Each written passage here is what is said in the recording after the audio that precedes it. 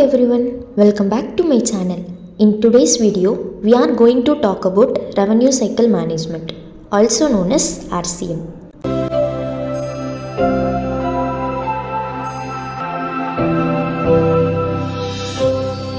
RCM is a critical process in healthcare because it controls how hospitals, clinics and providers get paid for the service they deliver to patients. Revenue cycle management follows the patient's journey from the moment an appointment is scheduled to the final payment collection. The process begins with patient registration and insurance verification, where accurate information is collected to prevent claims error. After the patient receives care, the provider's documentation is translated into medical codes such as CPT, ICD-10 and HCPCS. These codes are used to create claims which are then submitted to insurance companies or government payers like Medicare.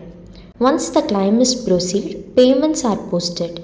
If a claim is denied, it is reviewed, corrected and resubmitted. RCM is important because it reduces denials, improves cash flow and ensures healthcare organizations remain financially stable.